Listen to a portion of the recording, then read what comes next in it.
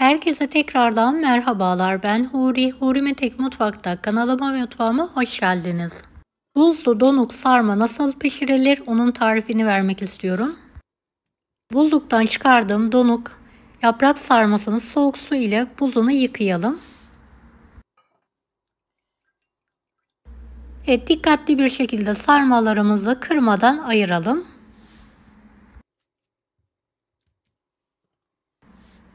Çelik tencereye gelişigüzel bir şekilde dizelim.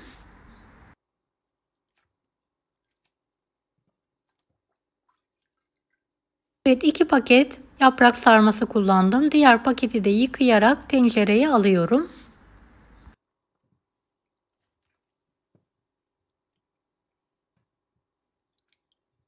Videomu izlerken buraya kadar geldiyseniz yorum kısmına herhangi bir emoji bırakırsanız bana destek olmak için sevinirim.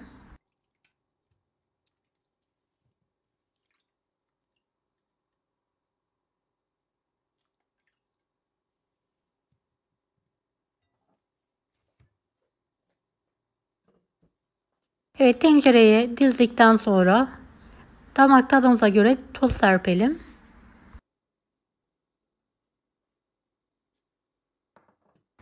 Ve içme suyu koyalım. Su miktarını çok az olacak şekilde ayarlayalım. Yarıdan daha az olsun.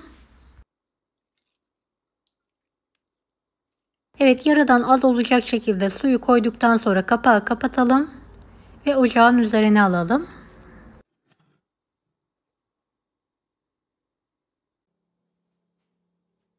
Kaynayana kadar yüksek ateşte, daha sonra kısık ateşte suyu bitene kadar pişirmeyi bırakalım.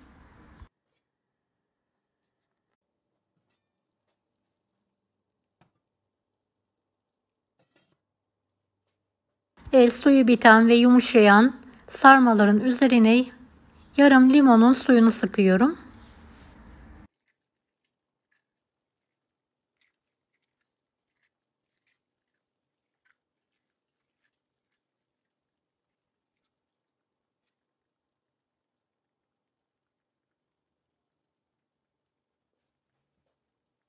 Ve üzerine bolca zeytinyağı gezdirelim.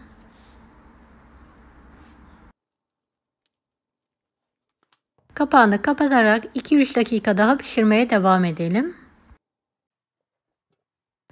Evet, pişen yaprak sarmalarımı servis tabağına alıyorum ve ikrama hazırlıyorum.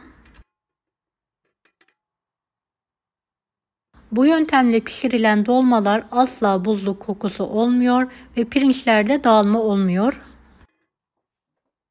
Güvenle deneyebilirsiniz. Her yer mutlaka zamanı geldiğinde sararak buzluğuma atarım. Evet, ihtiyaç zamanı çıkararak kullanabileceğiniz pratik bir yöntem.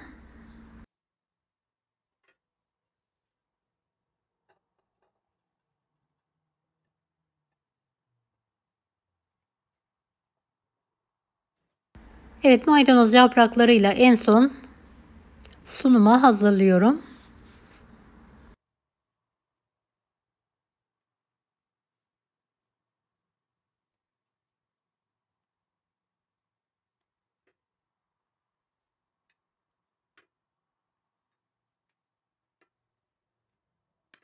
Deneyecek olanlara şimdiden kolaylıklar dilerim. Kanalıma ücretsiz abone olmayı unutmayın. Bir dahaki videolarda görüşmek üzere. Allah'a emanet olun. Hoşça kalın.